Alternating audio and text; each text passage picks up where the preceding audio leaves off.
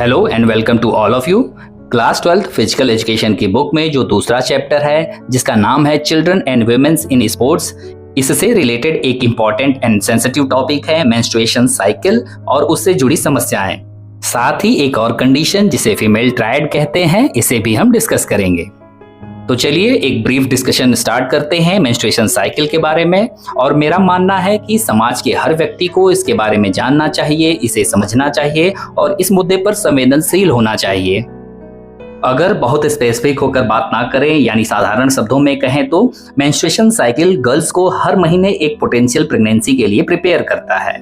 और ये menstruation cycle और पीरियड्स कुछ हार्मोन्स जैसे कि एस्ट्रोजन, प्रोजेस्टेरॉन आदि के द्वारा कंट्रोल्ड होते हैं। देखिए, फीमेल रिप्रोडक्टिव सिस्टम के अंतर्गत 2 ओवरीज होती हैं जिसमें बंच ऑफ एग्स होते हैं और ये इतने छोटे होते हैं कि आप इसे नेकेड आई से देख भी नहीं सकते हैं। मेंस्ट्रुएशन साइकिल के दौरान ये एग मैच्योर होते हैं। मैच्योर का मतलब ये फर्टिलाइजेशन के लिए रेडी होते हैं और इस दौरान ऊपर मेंशन किए गए हार्मोन्स के इफेक्ट के कारण यूटेरस की जो भीतरी सतह होती है उस पर एक थिक स्पॉन्जी लाइनिंग बनती है जिसे यूटेरस लीनिंग भी कहा जाता है। अब अगर ओवल्यूशन होता है, एग फर्टिलाइज होता है तो प्रेगनेंसी बियर होगी और यूटेरस की थिक लाइनिंग का रोल इंपॉर्टेंट हो जाएगा। लेकिन अगर एग स्पर्म के द्वारा फर्टिलाइज नहीं होता है तब यूटेरस की लाइनिंग का कोई रोल नहीं होगा। ऐसी कंडीशन में बॉडी का मैकेनिज्म ऐसा होगा कि वो यूटेरस की ये जो लाइनिंग है इसको डिस्चार्ज ऑफ ब्लड, जिसे पीरियड्स भी कहा जाता है, के माध्यम से शरीर से बाहर कर देता है। तो ये एक ब्रीफ में जानकारी थी कि मेंस्ट्रुएशन साइकिल में एक्चुअली में क्या होता है। आइए अब जानते हैं मेनार्की के बारे में। एडोलसेंस के दौरान कुछ certain physical and biological change होते हैं जो फीमेल की बॉडी को सेक्सुअल मैच्योरिटी अटेन करने के लिए प्रेरित करते हैं और जिस टाइम पर सेक्सुअल मैच्योरिटी अटेन हो जाती है उसे हम प्यूबर्टी कहते हैं। प्यूबर्टी के बाद फर्स्ट मेंस्ट्रुएशन ऑफ गर्ल्स को ही मेनार्की कहा जाता है।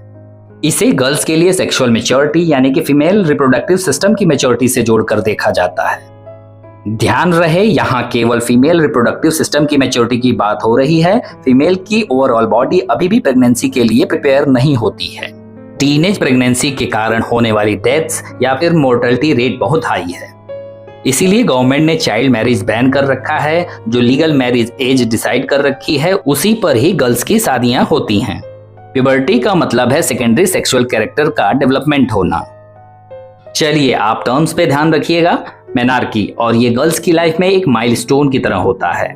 लेकिन मेनार्की की एज 8 से 15 साल के बीच रखी जाती है क्योंकि हर लड़की के लिए ये अलग अलग हो सकता है। इसके पीछे कई कारण हो सकते हैं जैसे कि genetical influence, socio economic condition, general health and wellbeing, nutrition status, type of exercise perform by the girls आदि मेनार्कियल एज को डिटरमाइन करने का काम करते हैं। पर आप एक फैक्ट याद रख सकते हैं कि पहले की तुलना में मेनार्कियल एज कम होती जा रही है। चलिए दूसरा टर्म है मीनोपॉज। ये ऐसी कंडीशन होती है वुमेन्स में जब ओवल्यूशन की प्रोसेस रुक जाती है, प्रेगनेंसी के चांसेस खत्म हो जाते हैं यानी कि मेंस्ट्रुएशन रुक जाता है, तो इसे मीनोपॉज टर्म दिया जाता है। ये जनरली 45 से लेकर के 55 ईयर्स की एज की जो महिलाएं होती हैं उनमें देखा जाता है। ये एज वेरी करती है। आप टर्म्स पर ध्यान जरूर रखिएगा क्योंकि एग्जाम में अक्सर ये टर्म्स ही पूछे जाते हैं। चलो आगे समझते हैं मेंस्ट्रुएशनल डाइफंक्शन को। देखो, normal range of menstruation cycle 21 days से लेकर 35 डेज के बीच होती है जिसके दौरान 3 से 5 दिन की डिस्चार्ज प्रोसेस होती है। लेकिन मेंस्ट्रुएशन डाइफंक्शन एक एबनॉर्मल कंडीशन होती है विमेंस की मेंस्ट्रुएशन साइकिल से रिलेटेड। अगर मेंस्ट्रुएशन साइकिल नॉर्मल रेंज से कम यानी कि 21 दिन से कम है या 35 दिन से ज्यादा है तो ये समस्या की बात है। ये सारे मेंस्ट्रुएशनल डाइफंक्शंस हैं, इन्हें एक एक करके समझ लीजिए। सबसे पहले कुछ कारण ध्यान में रखिए जिसके कारण मेंस्ट्रुएशन डाइफंक्शन होता है, जैसे कि ओवरवेट होना, स्ट्रेस का ज्यादा होना, खान पान की आदतों का सही ना होना, बीमारियों का होना, एक्सरसाइज शेड्यूल में सडन चेंज होना, ट्रैवलिंग या फिर कुछ और मेडिकल कंडीशन आदि।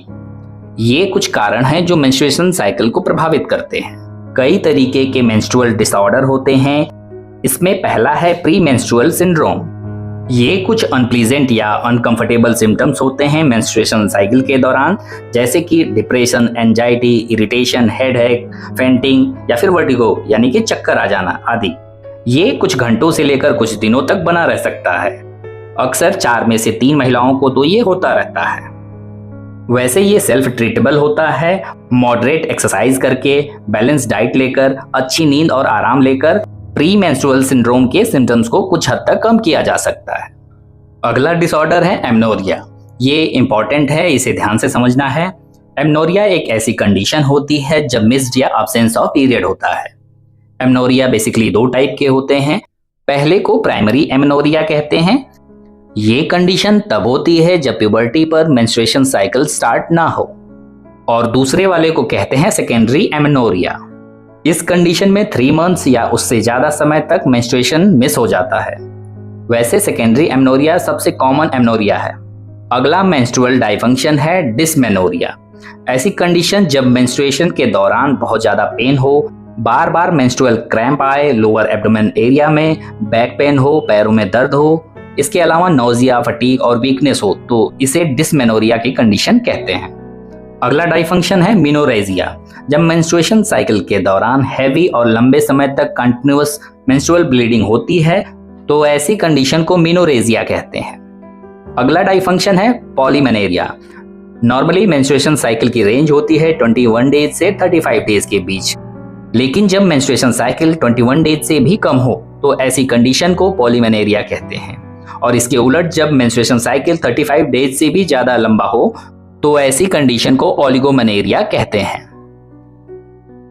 अगला डायफंक्शन है मेट्रोरेजिया। ऐसी कंडीशन जब मेंस्ट्रुएशन डिले हो जाए, लगभग मिस हो जाए, एक एबनॉर्मल ब्लीडिंग पैटर्न हो तो इसे मेट्रोरेजिया कहा जाता है। एक और मेंस्ट्रुअल डायफंक्शन होता है पोस्ट मेनोपॉजल ब्लीडिंग। ऐसी कंडीशन मेनोपॉज अचीव कर चुकी महिलाओं के साथ होता है।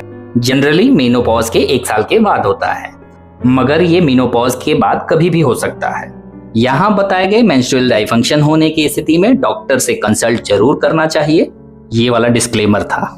You always need a specialist. जो फीमेल हार्मोन होते हैं जैसे एस्ट्रोजन या फिर प्रोजेस्टेरॉन, ये हार्मोन्स फीमेल के मेंस्ट्रुएशन को रेगुलेट करने का काम करते हैं, लेकिन जब इंटेंस एक्सरसाइज की जाए और एक्सट्रीम थिननेस हो तो इन हार्मोन का लेवल मेंटेन नहीं हो पाता है, जिस कारण मेंस्ट्रुअल डायफंक्शन पॉसिबल है। मेंस्ट्रुअल डायफंक्शन के कारण वीमेंस जो स्पोर्ट्स में हो या फिर हार्ड वर्किंग वुमेन हो, उनकी हेल्थ थोड़ी रिस्क में आती है, जिसे फीमेल ट्रायड टर्म दिया गया है और इसके बारे में हम अगले वीडियो में बात करेंगे। आज के लिए इतना ही। Like this video, subscribe our channel and of course share with your friends. Thank you very much. जय हिंद।